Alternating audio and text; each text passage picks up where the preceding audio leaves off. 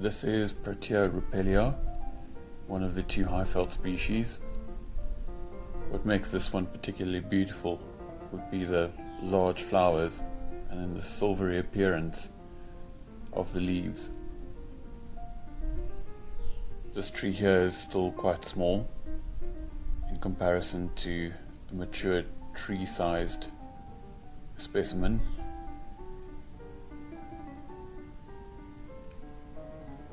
Needless to say, pollinators like bees and fruit beetles absolutely love these flowers.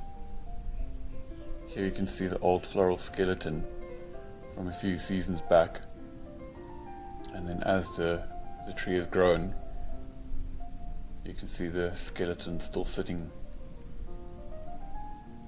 in the branches.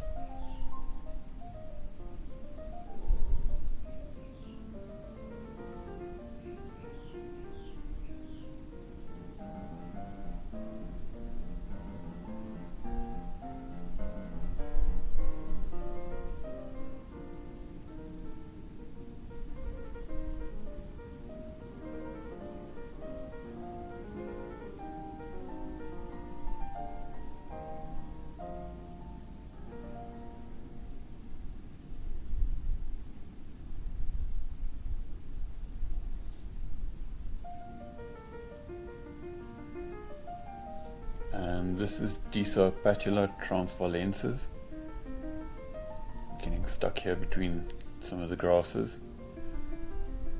Now, interestingly enough, this orchid seems to only grow in the dappled shade of Protea caffra, which is the other Protea species in this area. I suppose you could call it Protea caffra woodland. So the soil here is a little bit on the drier side, although when it does rain, enough moisture collects, as you can see, for grass and other plants to grow quite lush in summer.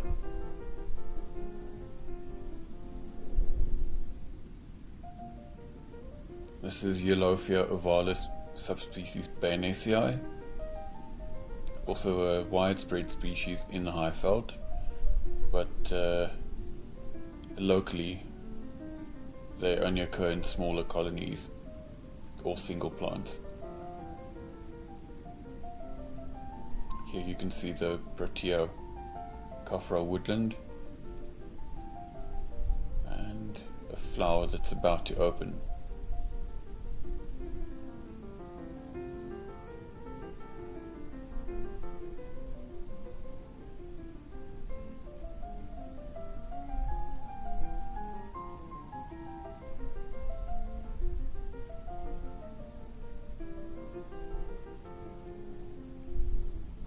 Very different from Protea roupelliae that also grows in the same spot. Not the same spot, but the same area. And you can see pollinators having a ball, collecting nectar and I suppose pollen as well.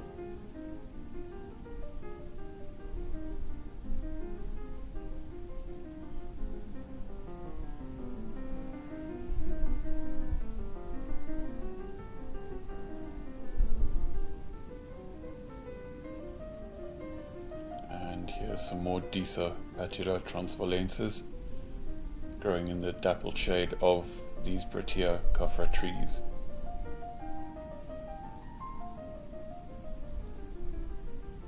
The soil here is also less humus rich, more sort of a mix between sand and clay.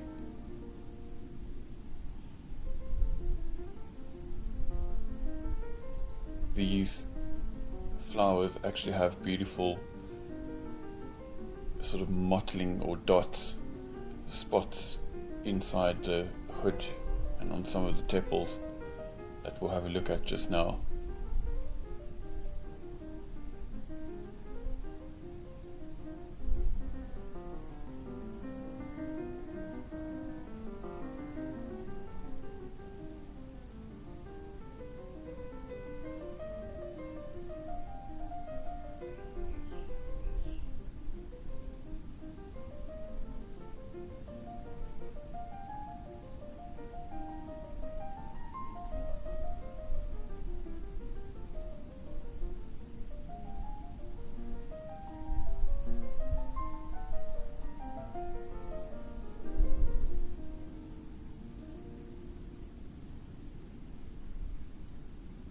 Here you can see the sort of mottling and spots on the inside the little hood and on the two tepals left and right.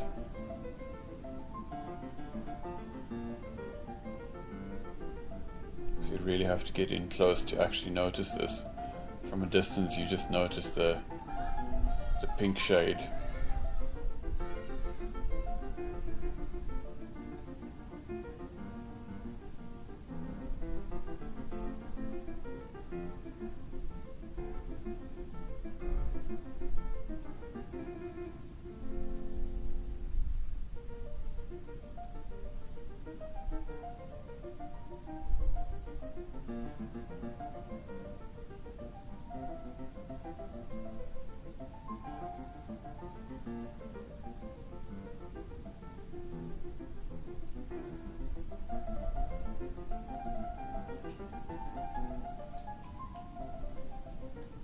Here we can also see some of the mottling and the dots inside the hood, which really makes the species quite beautiful.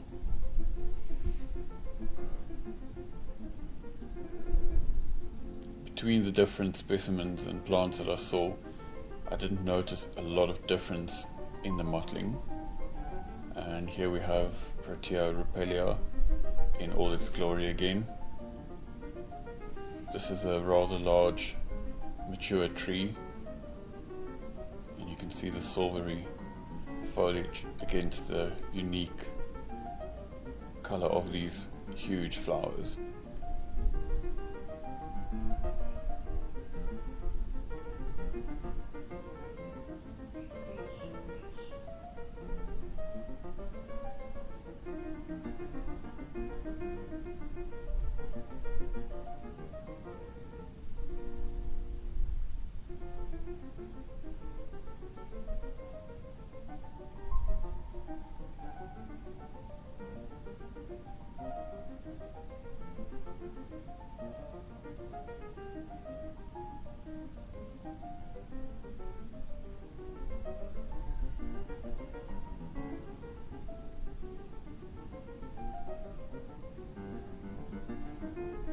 And then the highlight of this area is Brachycorytis conica subspecies transvaalensis.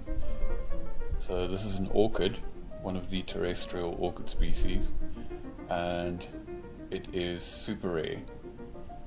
That only occurs in 2 spots that's known of in South Africa, and so far other spots are recorded up in Zambia as well. And this is what we call in Afrikaans a hottentotsgod. So a praying mantis, one of the flower praying mantis. So this is a juvenile, and his wings or her wings still need to develop. But the first time I've seen these in the wild.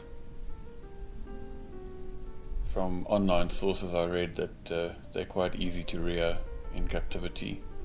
But this beauty belongs in nature with these amazing orchids.